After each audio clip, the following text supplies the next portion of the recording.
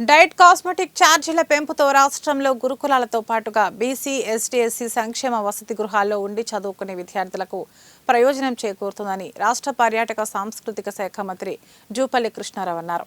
నాగర్ కర్నూలు జిల్లా కొల్లాపూర్ పట్టణ కేంద్రంలోని సాంఘిక సంక్షేమ శాఖ బాలికల రెసిడెన్షియల్ పాఠశాలలో కామన్ డైట్ ప్లాన్ను మున్సిపల్ చైర్మన్ మేకల రమ్య వివిధ శాఖల అధికారులతో కలిసి మంత్రి జూపల్లి కృష్ణారావు ప్రారంభించారు. ఈ సందర్భంగా మంత్రి రెసిడెన్షియల్ పాఠశాల విద్యార్థినులు తల్లిదండ్రులతో కలిసి సహపక్తి భోజనం చేశారు. తెలంగాణ ప్రభుత్వం సీఎం రేవంత్ రెడ్డి నాయకత్వంలో 16 ఏళ్ల తర్వాత డైట్ కాస్మెటిక్ ఛార్జీలు పెంచారని తెలిపారు. అనంతరం గురుకుల పాఠశాలలోని స్టోర్ రూమ్లను, వంటశాలలను క్షుణ్ణంగా పరిశీలించి నాణ్యతతో కూడిన ఆహారాన్ని విద్యార్థులకు అందించాలని ఆదేశించారు.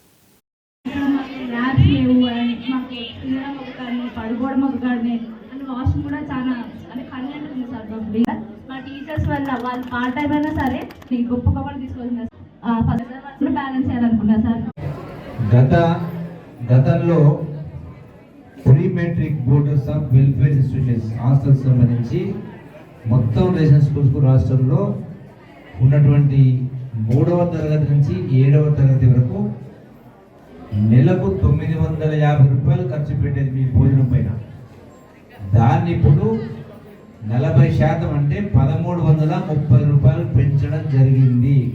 ఎప్పటి కొట్టరా మీ భోజనం అంతా నేను భోజనం చేస్తున్నా మీరే కదా.